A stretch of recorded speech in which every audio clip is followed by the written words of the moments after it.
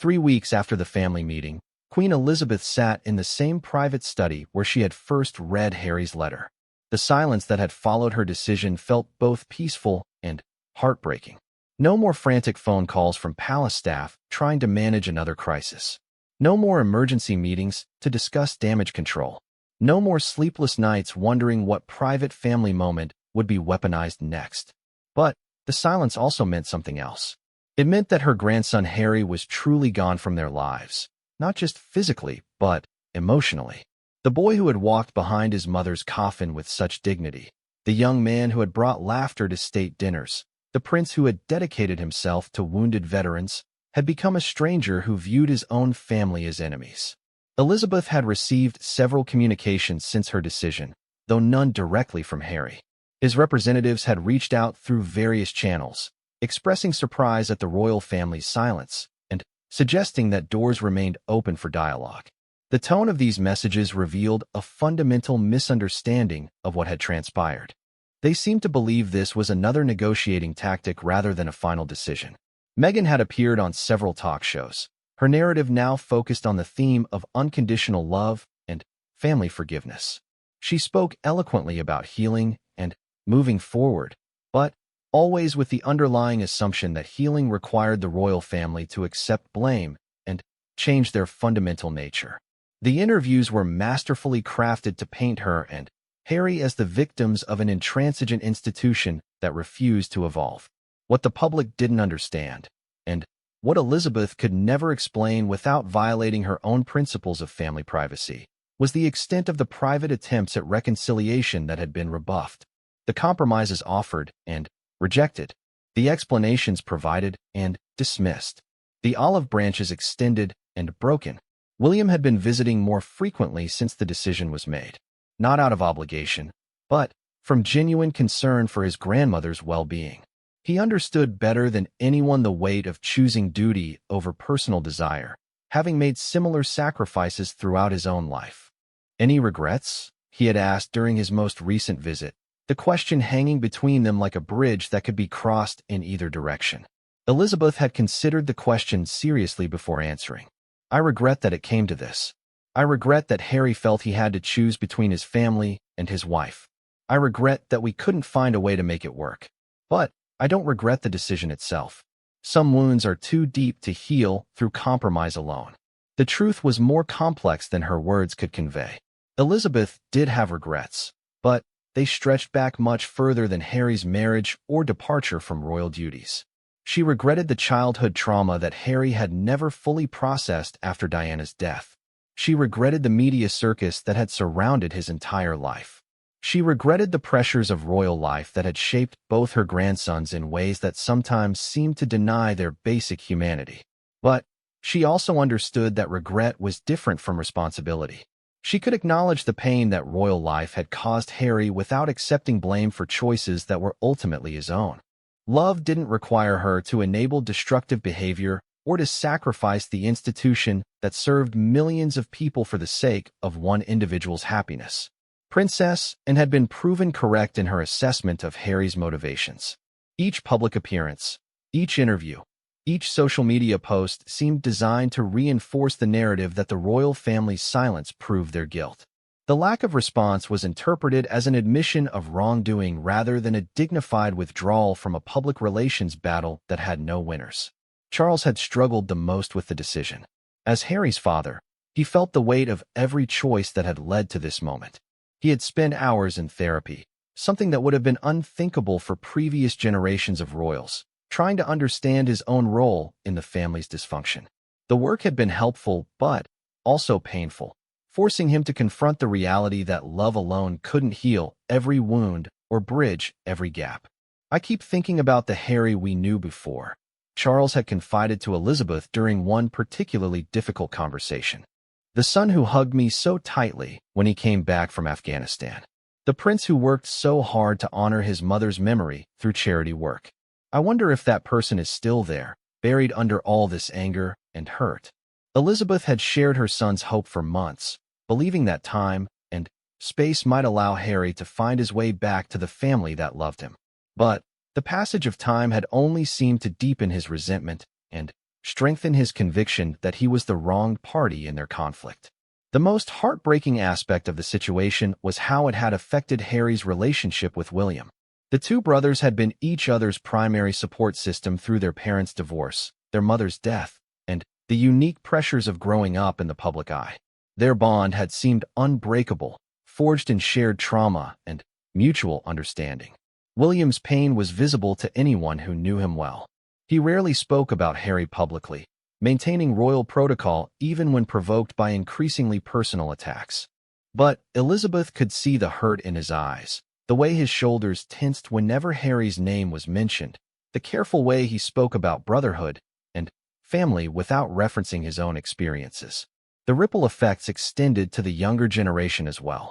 George, Charlotte, and Louis would grow up knowing their Uncle Harry primarily through media coverage and family stories rather than personal relationships. This loss felt particularly acute to Elizabeth, who understood how important extended family connections were for children living under the constant scrutiny of royal life. Yet despite all the pain and loss, Elizabeth found herself at peace with the decision. The constant crisis management had been exhausting for everyone involved. Palace staff no longer walked on eggshells, afraid that any minor protocol issue might become the subject of international headlines. Family gatherings had returned to feeling like actual family time rather than careful diplomatic negotiations. Most importantly, the monarchy itself had stabilized. William and Catherine's popularity continued to grow, their modern approach to royal duties providing a perfect balance of tradition and evolution. Charles had found his footing as heir apparent, his decades of waiting finally feeling purposeful rather than merely prolonged. The institution was functioning as it was meant to, serving the public good rather than managing personal drama. Elizabeth had received thousands of letters from ordinary citizens expressing support for the royal family's dignity in handling the crisis. These communications reminded her why she had made the choice she did. The monarchy existed to serve something larger than individual happiness or family harmony. On this particular afternoon, as she sat reviewing her schedule for the coming week, Elizabeth felt a sense of resolution that had been missing for years. The fairy tale was over, but fairy tales were for children. Real life required harder choices and more complex understandings of love and loyalty. Harry would always be her grandson, and she would always hope for his happiness and well-being. But she had finally accepted that his happiness might require a complete separation from the family and institution that had shaped his entire life.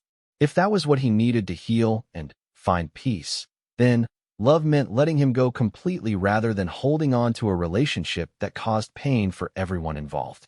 The afternoon sun was setting over London, painting the sky in shades of gold and pink that reminded Elizabeth of happier times when the future had seemed full of possibility rather than resignation.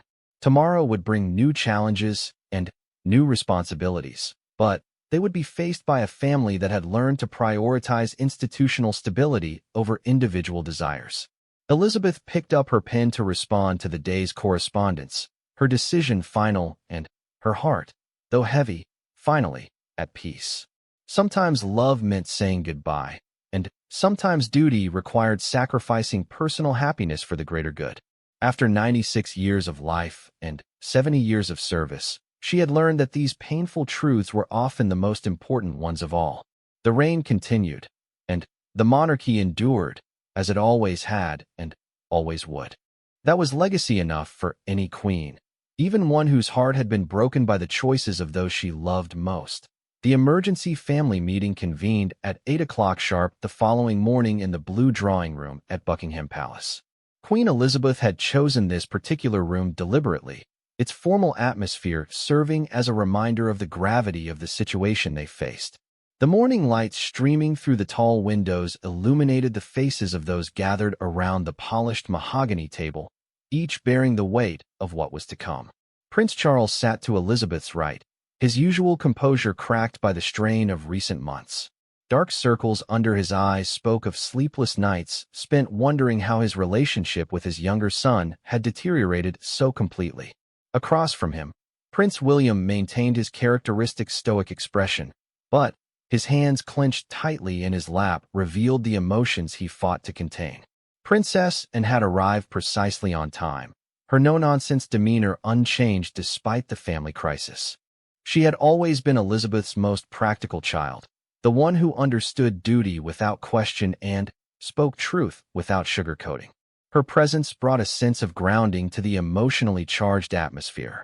Prince Edward sat quietly at the far end of the table, his role as the youngest sibling making him acutely aware of the parallels to Harry's own position in the family.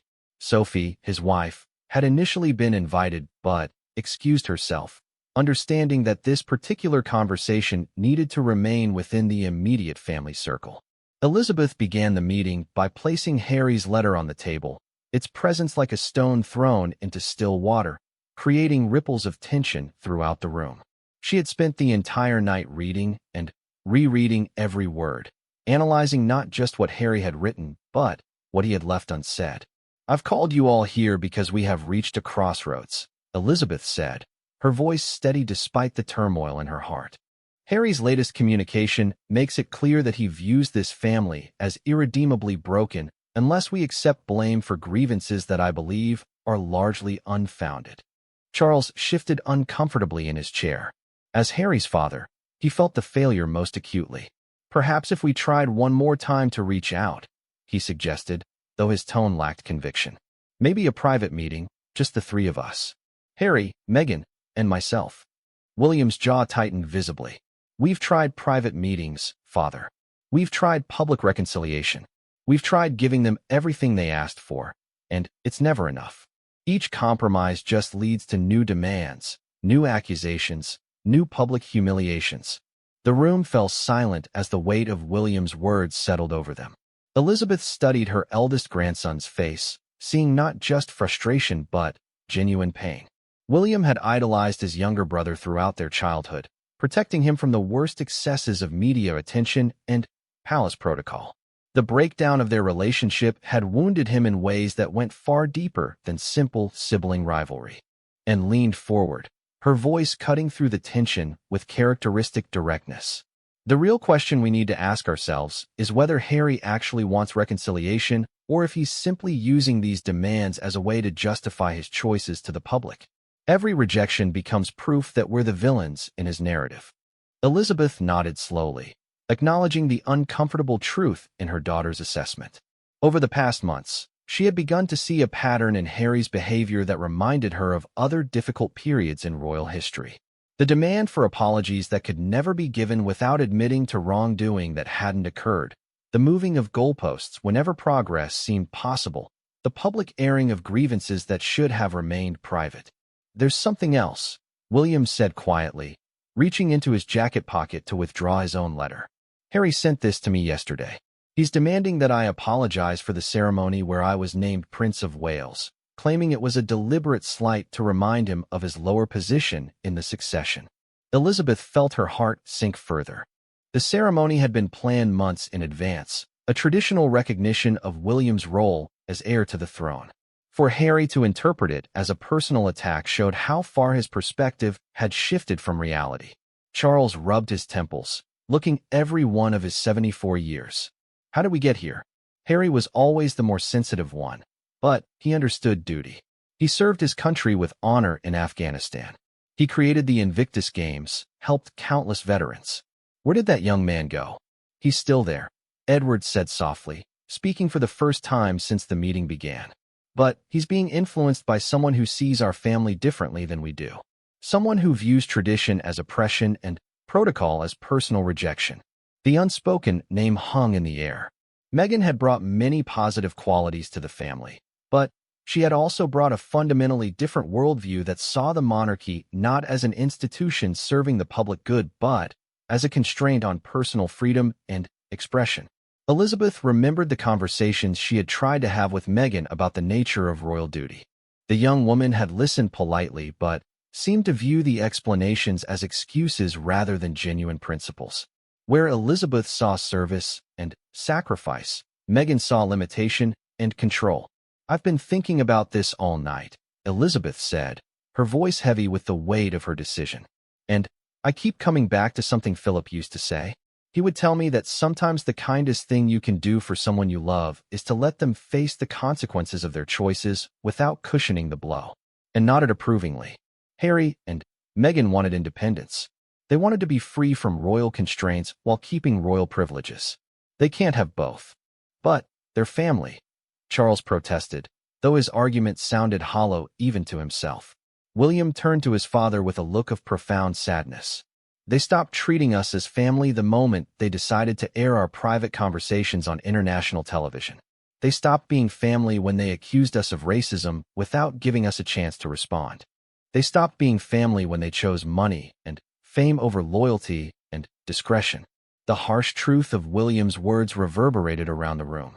Elizabeth had tried for months to deny what was becoming increasingly obvious. Harry and Meghan had made their choice, and it was not the family or the institution. They had chosen a path that required the royal family to be villains in their story. Elizabeth stood slowly and walked to the window, looking out at the tourists gathered outside the palace gates. These were the people the monarchy served, ordinary citizens who looked to the crown for stability, continuity, and dignity. She had a responsibility to them that transcended her personal feelings about any individual family member. Harry writes in this letter that he wants us to acknowledge our mistakes, Elizabeth said without turning around. But he refuses to acknowledge any of his own. He wants us to apologize for following protocols that have served this institution for centuries. He wants us to admit to racism based on a conversation that was taken completely out of context. He wants us to accept responsibility for media coverage that we had no control over. She turned back to face the room, her decision crystallizing with each word. Most importantly, he wants us to do all of this publicly, in a way that would permanently damage the monarchy's reputation and ability to serve the British people effectively. Charles started to speak, but Elizabeth held up her hand. I have spent 70 years of my life serving this institution and the people it represents. I have sacrificed personal happiness, family time, and private desires in service of something larger than myself. I cannot, and will not allow that sacrifice to be meaningless. The room was absolutely silent now, everyone understanding that they were witnessing a historic moment. Queen Elizabeth II, who had weathered countless storms with patience and diplomacy, had reached the limit of her tolerance for compromise. Harry will always be my grandson, and I will always love him, Elizabeth continued, her voice breaking slightly for the first time. But he has made choices that have consequences. He chose to leave the family. He chose to attack us publicly. He chose to prioritize his personal narrative over institutional loyalty. Those choices were his to make, but they were also ours to respond to. William reached across the table and took his grandmother's hand as she sat back down. The gesture was small but profoundly meaningful, a symbol of solidarity and understanding between the current and future monarchs. Elizabeth squeezed William's hand and made her decision final. I will not be responding to Harry's demands. I will not be issuing any apologies. And I will not be engaging in any further private negotiations that can later be twisted and used against us in public forums. The die was cast. The fairy tale was officially over, and the real consequences of Harry's choices were about to begin. The afternoon sun filtered through the tall windows of Windsor Castle as Queen Elizabeth sat in her private study, her weathered hands holding a letter that had arrived that morning. The paper trembled slightly as she read the words again, each sentence cutting deeper than the last. Her grandson's handwriting was familiar, but the message felt like it came from a stranger. Your Majesty, her private secretary knocked softly at the door. The Prime Minister is waiting for your call. Elizabeth set the letter down carefully on her mahogany desk. At 96 years old, she had weathered countless storms during her 70-year reign. World wars, political scandals, economic crises, and family tragedies had all tested her resolve. Yet nothing had prepared her for the pain of watching her own family tear itself apart in such a public and devastating way.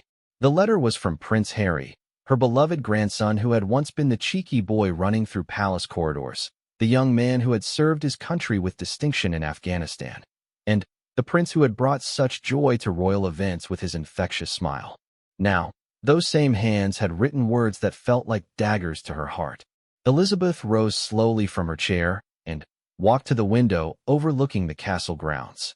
The gardens were in full bloom, a testament to decades of careful tending. She had always believed that families, like gardens, required constant nurturing, patience, and love to flourish. But sometimes, despite all efforts, certain plants simply could not thrive in the same soil. The trouble had begun years earlier, when Harry first brought Meghan to meet the family. Elizabeth had welcomed the American actress with open arms, seeing in her a breath of fresh air that might help modernize the monarchy. Meghan was intelligent, articulate, and passionate about causes that mattered. The Queen had high hopes that this new addition to the family would strengthen the institution she had dedicated her entire life to preserving. During their first private conversation, Elizabeth had been impressed by Meghan's directness and ambition. The young woman spoke eloquently about her desire to make a difference, to use her platform for good. She talked about women's rights, racial equality, and social justice with a fervor that reminded Elizabeth of her own youth, when she had fought to carve out a meaningful role as a female monarch in a male-dominated world.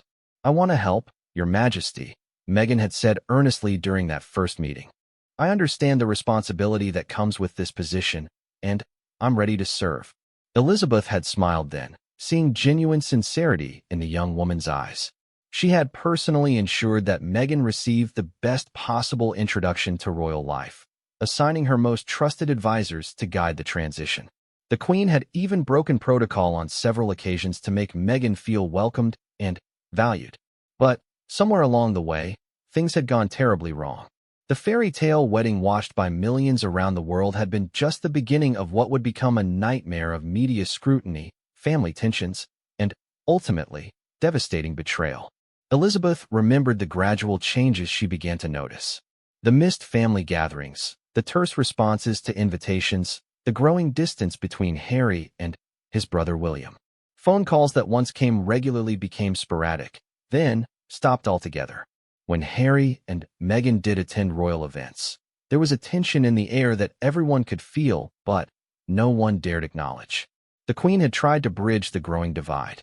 She had invited the couple for private lunches, offered additional support and resources, and even suggested modified roles that might better suit their desires for independence while maintaining their connection to the crown.